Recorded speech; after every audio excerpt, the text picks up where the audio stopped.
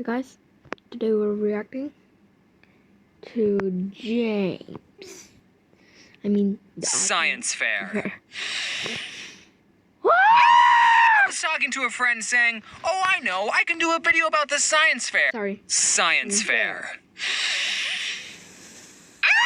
I was talking to a friend saying, "Oh, I know, I can do a video about the science fair and, talk about how much it sucks." And she said, "Oh, at my school, we didn't do the science fair." What? That got me wondering. First thing, I want to tell you what grade I am right now. Just kidding. I'm big and strong. Did other people not do the science fair? So I did my own science experiment on Twitter. I ran a poll and asked you guys if you even did the science fair and whether or not... And I hate science fair because my writing was very bad. You enjoyed doing it. And 58% of you said you didn't have to do the science fair. Like, that was way more than I expected. That's the majority. I've renamed this group of people the lucky ones. And when I asked if you enjoyed doing it, 21% of you said you did enjoy it, and 21% of you said you didn't. I know Twitter polls aren't the most accurate sources of data, but I think it's safe to say that this is a pretty split issue. Now, I'm in the 21% of people... I was like, I want to rip my freaking science fair right now. And then, because everyone laughed at my science fair, actually, I was like, how dare you laugh at my science fair? I'm about to slap you. People who didn't enjoy the science fair. And don't get me wrong, I love science. Well, okay, that might not be true. I really hated biology and chemistry. That was just a mess. But physics was okay. Maybe I don't like science. I just like space and watching these. Bill and Neil, they're my buddies. Except Neil did hurt my feelings one time. We'll get back to that later. All right, so let me briefly go over what the science fair is for you lucky ones who didn't have to deal with that. Apparently, it's a very American thing, right, guys? Mm-hmm. Oh, yeah, totally. Absolutely, yeah. Basically, we started doing them, I want to say around 4th grade, and we would do this every year up until the 10th grade. The whole class would spend all day researching a topic that interests them, and then we would have to come up with a question that we could run an experiment on. An example of these questions are, does the temperature of a battery affect how long it will last? What color light produces the most heat? How does the shape of a rocket's fins affect its travel? All of which are projects I did. Basically, this was supposed to teach you about the scientific method, but what it really did was teach us how to procrastinate and make up data. And on paper, you might think, oh, that sounds like fun. I wish my school did the science fair. No! Here are some flaws with the science fair. First, you got the option to work with a partner. And of course, you want to work with a partner so you can split up the work and not do as much. Now, since I didn't have any friends, I would partner up with someone that no one else wanted to partner up with. But they wouldn't do any of the work. I only did the science fair with a partner once. From 5th grade on, I did... Yo, theodds1out. I'm the same as you.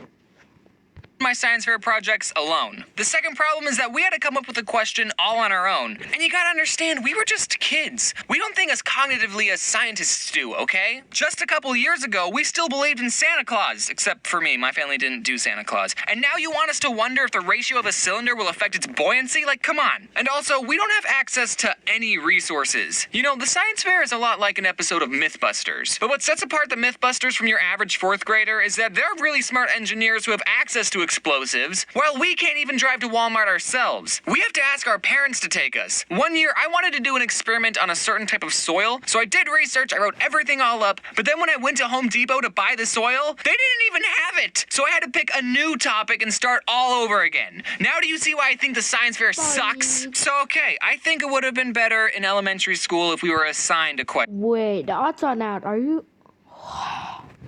I always prepare my things first, then do the science fair. I know the whole point of these things is about discovery, but we're all stupid, okay? I guess if you're anything like me and you chose a crappy question, you'll have a bad science fair. My very first science fair, after all day researching possible questions, me and my partner came up with a question, what time of the day is the hottest? Now, I already know the answer to this question, and in 4th grade, I'm sure I already knew the answer to this question, too. It's noon. Like, I don't need to run an experiment on that. In fact, I can just go to Google and seriously just type weather, and boom, there's my data right there. No need for an experiment. But the science fair isn't just finding the answer to your question. No. First, after you research the topic, you have to write a hypothesis. A hypothesis is basically you guessing what you think the result of the experiment will be, but you don't write it down as I think this will happen. No, you write it like you know what's going to happen. A formula, it's science, for a perfect hypothesis is if blank then blank because blank. Let's use my battery experiment. I said, does the temperature of a battery affect how long it will last? So after doing research about how batteries work, a hypothesis for this experiment would be, if two AA batteries are used at different temperatures, then the battery in the hot temperature will not last as long because the battery's fluid will evaporate, which damages the internal structure of the battery. Oh, and spoiler alert, no, it doesn't. I put 2 batteries outside, 2 in the freezer, I let them sit, and then I plugged them into my Game Boy Advance, and they lasted the exact same amount of time. I learned nothing. So you also have to write up the materials you use for the experiment, then you have to write up the steps to do the experiment, the procedures, and you also have to write an introduction, basically just bullcrapping what you're going to do. Then you do the experiment, aka the fun part. Make sure you write down your results because you have to make a graph. You have to. Okay, now I regret it. Science fair literally baddest. Because when you try to score something and you tried it, but it was nothing different. So you gotta start all over again. And I hate starting all over again. So yeah, let's keep going. How do you make a graph to show that batteries at different temperatures lasted the same amount of time? They did. You think you're done, right? But no, you gotta write up the results as if your graph didn't already perfectly depict that, and a conclusion. The conclusion is like the most insulting part of the science fair. You basically go through this checklist of questions that you answer. Was your hypothesis correct? No, my hypothesis was not correct. What mistakes could you have made in your experiment? I don't know. Maybe I took the batteries out of the cold and hot and put them in a room temperature Game Boy, and in a couple of minutes they both went to a room temperature. I don't know. How can others use this information you found? What do you mean? All the batteries lasted the same. I don't think anyone is going to put their batteries in their freezer to have literally no effect. All right, and then you take everything you wrote, print it out, and then slap it onto a poster board. And everyone, and I mean everyone, would use construction paper as a border around the text to give the poster board a good aesthetic. I think the second most fun part of the science fair was choosing what word art font you would use for your title. Oh, and by the way, the teachers told us to have a creative title to catch people's attention. Like, that was part of the assignment. We got graded on the title. Basically, they were telling us to create puns for a grade. If you're doing a project that's measuring plant growth, Ready, Set, Grow, that was a very popular choice. And then everyone took their poster boards and presented it in front of the whole class. Those were the 3 most boring days of science ever, except for the day you presented. That was the most stressful day. And then after all of that, everyone in the school put their poster board up in the cafeteria, and then it was fun to walk around and see how other people decorated their poster board, and you could always tell whose mom helped them. So overall, I didn't have a good time. Those 21% of people who did enjoy it, I'm glad you liked it, but me and the other 21% of people think you're huge nerds. And when I asked that Twitter question, I had some people messaging me saying, yeah, I got 3rd place and all I had was a cup of dirt, ha ha ha ha, and that made me wonder, wait, it was a competition? So I think the key to a good science fair is to come up with a good question and also do a topic that you actually enjoy. One science fair, I did an experiment on rockets, and I had a blast. That would have been a good title. But for another year, I did What Color Light is the Hottest? I just shined a lamp at a thermometer and switched out the bulbs. And I'll let Neil say what he thinks about that whole project. Okay, red light is warmer than blue light. Interesting discovery, but not exactly revolutionary. Thanks, Neil. Yeah, just completely discredit all my research. I'm fine. So, moral of the story, if you need an idea for a science fair project, do it on rockets. You don't even need a question. Just launch model rockets. Hey, guys, do you think tea is gross? Yeah, absolutely. Mm-hmm. Hey, do you think that it should be called soccer instead of football? Yeah, absolutely. Mm-hmm. This is too much power for one person to have. So let me just give you some updates about the merch store.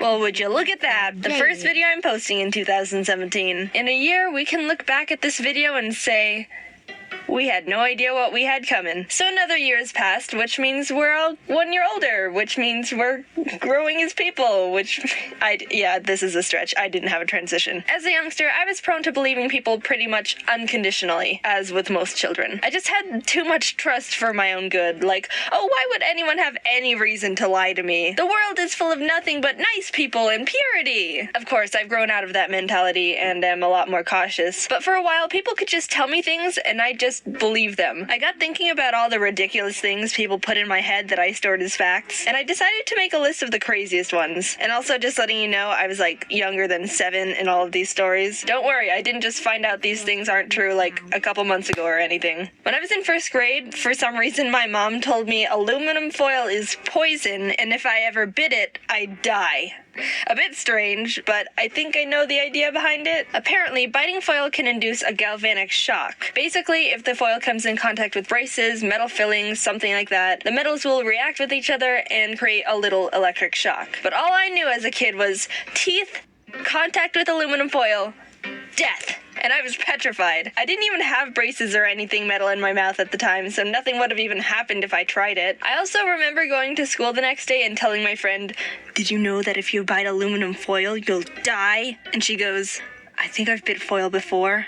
And I was like, "How are you not dead?" Grasshoppers spit acid in your shoes. This one probably needs explaining too. I was at recess with some friends and we were running around in the grass without our shoes on. When we went back to put them on, there was a little grasshopper sitting at the bottom of my right shoe. "Guys, look, a cute little grasshopper is wearing my shoe." And one of my friends goes, "Oh my god, grasshoppers spit acid! Get it out!" And then we all start panicking at the fact there was a death grasshopper in my shoe. I looked up why she could have thought that, and it actually is a fact that grasshoppers can spit a brown liquid to protect themselves from predators. It's called tobacco juice, and even though it's slightly acidic, the worst it really can do is stain your clothes. It's pretty much harmless. But oh dude, no, I had the image in my head of some Breaking Bad hydrofluoric acid dissolve through everything it touches kind of meme. Also, just saying, I didn't mean the drug acid, even though that could be equally terrifying. Speaking of staining clothes, I was at lunch one day with the rest of my class, and one boy took out a bag of pomegranate seeds his mom packed for him in his lunch. A lot of us hadn't seen them before because it's a bit of an exotic fruit, so it caught some attention and we were all asking a bunch of questions about them. The boy said, "Did you know pomegranate seeds can stain your clothes and it'll never come out?"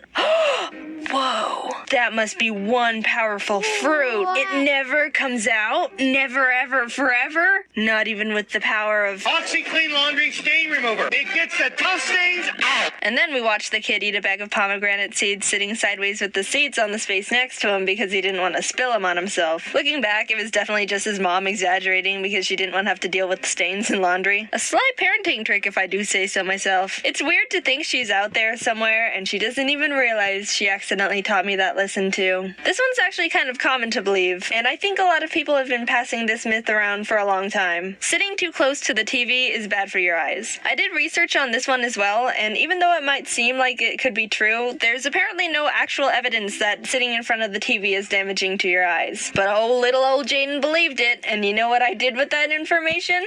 Stand directly in front of the TV. Yeah, for some reason when I was younger, I really wanted glasses. I don't know where that came from. I just liked the look of glasses and wanted them. So when no one was looking, I would go up to the TV screen and stare at it, like 1 inch away from my face. This'll get me glasses. But it didn't work, obviously. I actually have really good eyesight. Maybe standing too close to the TV will improve your vision. But yeah, I'm glad my eyesight sabotage plan didn't work because having glasses just seems like a hassle and inconvenience.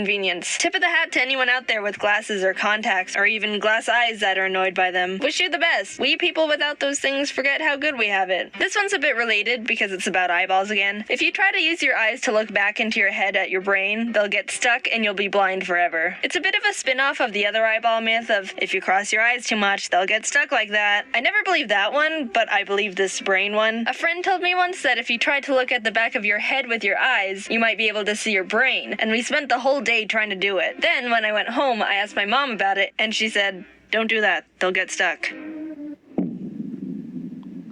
I think I believed it so quickly because if you try, it does kind of hurt your eyes a bit because they're not really supposed to be able to look back into your head like that. And I thought that was like your body saying, "Don't push it. This is a warning." And even to this day, I'm a bit nervous pushing my eyes to their rotation limit. I don't know how else to say it. I know it's not true, but it's still always in the back of my mind, which I'll never be able to see. And finally, the most ridiculous thing I believed. So I don't know how this happened. No one told me this. I don't understand where I went wrong here. But somehow I ended up confusing the disease tetanus with AIDS. I don't know how I did that. Back then, I didn't even know what AIDS was. And yes, I am considered a PG channel for the most part, so if you're a youngster watching and you don't know what AIDS is, your parents will explain it more in a few years. It's a disease that you don't need to worry about for the time being. Only adults should need to worry about it. So yeah, I thought tetanus was called AIDS. The disease that you can get from an infected cut was called AIDS to me. And the worst thing about it is this one time someone accidentally cut themselves on a rusty shovel, and I have the memory of saying, "Careful, you could get AIDS." What? Why? How did this happen to me? I don't understand what went wrong. How do I mix those two things up? But whatever. I know the difference now, and that's all that matters. But I do sometimes mix up saying tetanus and Tetris. Careful, you could get Tetris.